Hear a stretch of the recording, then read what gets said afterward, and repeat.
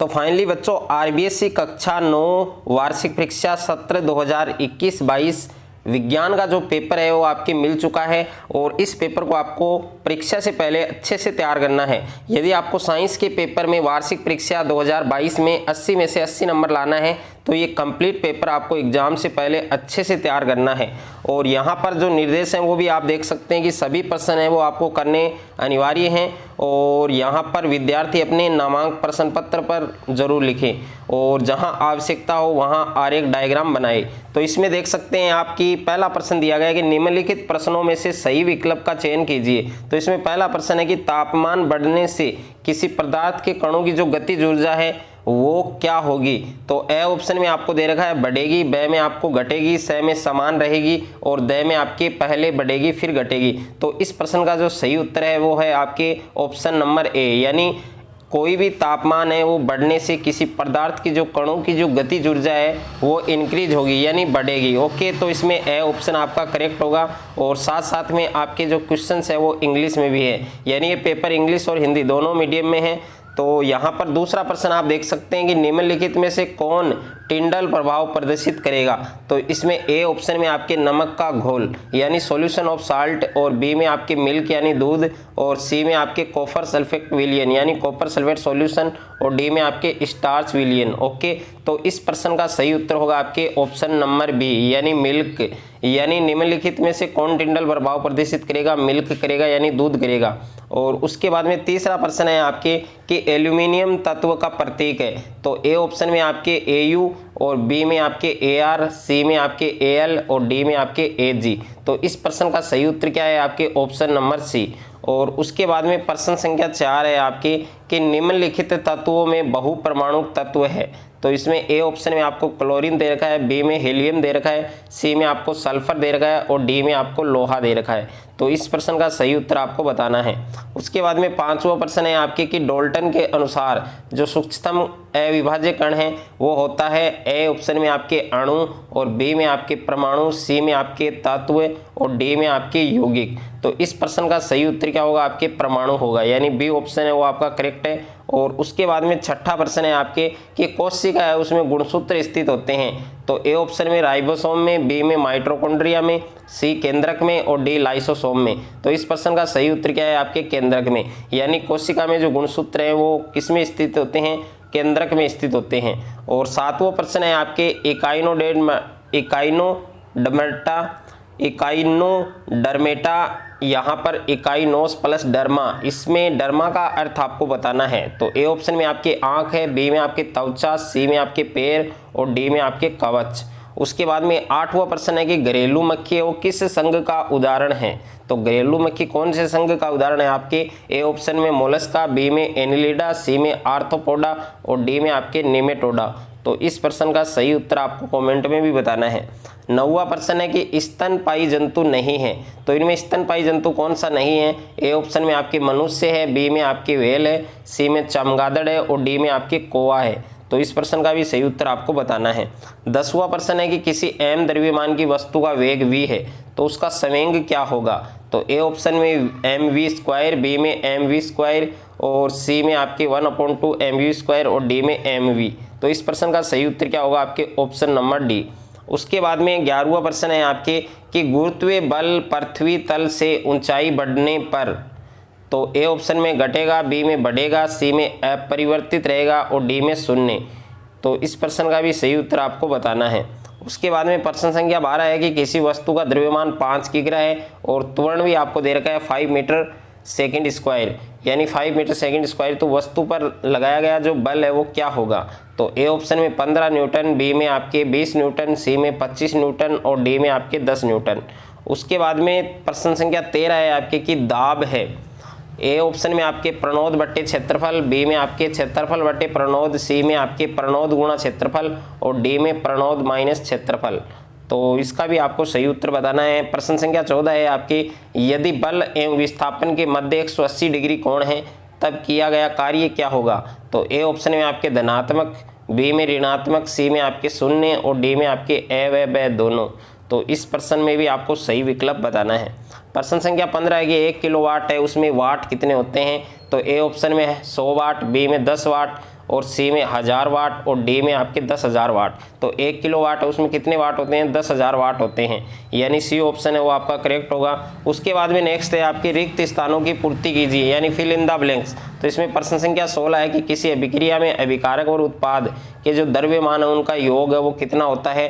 और उसके बाद में प्रश्न संख्या 17 है कि पौधों की मूल द्वारा जल का अवशोषण किसका उदाहरण माना गया है। और प्रश्न संख्या 18 है कि जीवों का वर्गीकरण उनके किससे संबंधित है, तो ये होगा आपके 5 जगत। और प्रश्न संख्या 19 है कि बल सदैव वस्तु की गति का प्रतिरोध करता है, तो इसमें आएगा द्रव्यमान। और प्रश्न संख्या 20 है कि सभी वस्तुएं किसी तरल में डुबाने पर किस बल का अनुभव करती हैं, तो इसमें आपको लिखना है। उसके बाद में नेक्स्ट है कि निम्नलिखित कथनों में सत्य और असत्य की पहचान कीजिए, यानी choose right wrong by recognising. Okay, तो प्रश्न संख्या 21 है कि टीकाकरण द्वारा संक्रामक रोगों का निवारण किया जा सकता है, तो ये सत्य है। और प्रश्न संख्या 22 है कि किसी वस्तु का द्रव्यमान उसके जड़त्व का माप है, तो ये भी सत्य है। और प्रश्न संख्या 23 है कि मक्का द्विबीजपत्री का उदाहरण है, तो ये आपके असत्य है। और प्रश्न संख्या 24 है कि किसी व्यक्ति का स्वास्थ्य उसके भौतिक, पर्यावरण और आर्थिक अवस्था पर निर्भर करता है, तो इसमें सत्य होगा। और उसके बाद में प्रश्न संख्या 25 है कोविड-19 एक असंक्रामक रोग है, तो ये आपके असत्य है। ओके, और उसके बाद में नेक्स्ट है आपके अति लघुतरात्मक प्रश्न, यानी वेरी शॉर्ट क्वेश्चंस, जिसमें प्रश्न संख्या 26 है कि अवोगाद्रो स्थिरांक का मान लिखिए। और प्रश्न संख्या 27 है माइटोकॉन्ड्रिया द्वारा उत्पादित ऊर्जा रूप एटीपी का पूरा नाम लिखना है, एडिनोसिन ट्राइफॉस्फेट। और उसके बाद में नेक्स्ट है आपके प्रश्न संख्या 28 है कि जीवों के वर्गीकृत नाम की द्विपद नाम पद्धति के जनक कौन थे। और प्रश्न संख्या 29 है ऊर्जा का मात्रक लिखिए, यानी एनर्जी ऑफ यूनिट है वो आपको लिखनी है। और प्रश्न संख्या 30 है रोग वाहक यानी वेक्टर किसे कहते हैं। और प्रश्न संख्या 31 है कि जीवाणु जनित किसी एक रोग का नाम लिखिए, तो जीवाणु जनित कोई एक रोग का आपको नाम बताना है। प्रश्न संख्या 32 है कि किसी वस्तु की गतिज ऊर्जा के लिए व्यंजक है वो आपको लिखना है। और उसके बाद में नेक्स्ट है आपके लघुतरात्मक प्रश्न, यानी 3-4 लाइन में आपको उत्तर देना है। प्रश्न संख्या 33 है कि उबलते जल और भाप में से जलने की जो तीव्रता है वो किस में ज़्यादा महसूस होती है और क्यों होती है। और प्रश्न संख्या 34 है कि वाष्पीकरण को प्रभावित करने वाले 3 कारक लिखिए। और प्रश्न संख्या 35 है CaCl2 के सूत्र इकाई द्रव्यमान का परिकलन कीजिए। और प्रश्न संख्या 36 है पादप और जंतु कोशिका में 3 अंतर लिखिए, तो पादप और जंतु कोशिका में 3 अंतर आपको लिखना है। प्रश्न संख्या 37 है कि जीवों के वर्गीकरण से क्या लाभ है और 5 जगत अवधारणा किसने प्रतिपादित की थी। और प्रश्न संख्या 38 है आर्थ्रोपोडा संघ के कोई 3 लक्षण लिखिए। और प्रश्न संख्या 39 है यदि प्लेज्मा झिल्ली फट जाए तो क्या होगा। और प्रश्न संख्या 40 है 10 किग्रा द्रव्यमान की एक वस्तु धरती से 6 मीटर ऊंचाई तक उठाया जाता है, तो इस वस्तु में विद्यमान ऊर्जा का परिकलन कीजिए। और यहाँ पर जी का मान है, जी मतलब होता है आपका गुरुत्वीय त्वरण, इसका मान है 9.8 मीटर प्रति सेकंड स्क्वायर। और उसके बाद में नेक्स्ट है आपके निम्नलिखित प्रश्नों के उत्तर विस्तार से लिखिए, तो इसमें प्रश्न संख्या 41 है नाइट्रोजन चक्र का सचित्र वर्णन कीजिए, तो नाइट्रोजन जो चक्र है उसका सचित्र वर्णन करना है। और अथवा में भी प्रश्न दिया गया है कि निम्न पर टिप्पणी कीजिए, इसमें से कोई 2 पर आपको टिप्पणी करनी है। पहला है ग्रीन हाउस प्रभाव, और दूसरा है ओजोन परत अपक्षय, और तीसरा है जल प्रदूषण के दुष्प्रभाव। उसके बाद में नेक्स्ट है आपके प्रश्न संख्या 45 है, सीधा ही प्रश्न संख्या 45 है, यहाँ पर देखिए 42 है, सॉरी 42 है। 5 न्यूटन का एक बल किसी द्रव्यमान m1 को 10 मीटर सेकंड स्क्वायर का त्वरण देता है तथा द्रव्यमान m2 को 20 मीटर सेकंड स्क्वायर त्वरण देता है। अगर दोनों द्रव्यमानों को एक साथ मिला दिया जाए तो इस बल द्वारा उत्पन्न त्वरण का मान क्या होगा। अथवा में प्रश्न है कारण दीजिए, यानी गिव रीजन, जिसमें पहला है कि जब किसी छड़ से एक दरी को पीटा जाता है तो धूल के कण बाहर आ जाते हैं, ऐसा क्यों होता है वो आपको लिखना है, कारण देना है। और बस की छत पर रखे सामान को रस्सी से बांधा जाता है, क्यों बांधा जाता है, तो इसका भी आपको रीजन बताना है। और उसके बाद में प्रश्न संख्या 23 है आपके कि एक मिश्रण में तेल और जल उपस्थित है, दिए गए मिश्रण में से तेल व जल को पृथक करने की जो विधि है उसका सचित्र वर्णन करना है। अथवा में प्रश्न है आपके प्रभाजी आसवन क्या है, प्रभाजी आसवन का उपयोग किस प्रकार के मिश्रण को पृथक करने के लिए किया जाता है, इसका भी आपको सचित्र समझाना है। और प्रश्न संख्या 44 है एक कार किसी कगार से गिरकर 0.5 सेकंड में धरती पर आ गिरती है, परिकलन में सरलता के लिए जी का मान है वो 10 मीटर प्रति सेकंड स्क्वायर है, वो लेना है आपको। और इसमें पहला प्रश्न है कि धरती पर टकराते समय कार की चाल क्या होगी, यानी स्पीड ऑफ कार। और सेकंड क्वेश्चन है 0.5 सेकंड के दौरान इस कार की जो औसत चाल है, एवरेज जो स्पीड है वो आपको फाइंड करनी है। अथवा में प्रश्न है निम्न की व्याख्या कीजिए, इसमें से कोई दो की व्याख्या करनी है।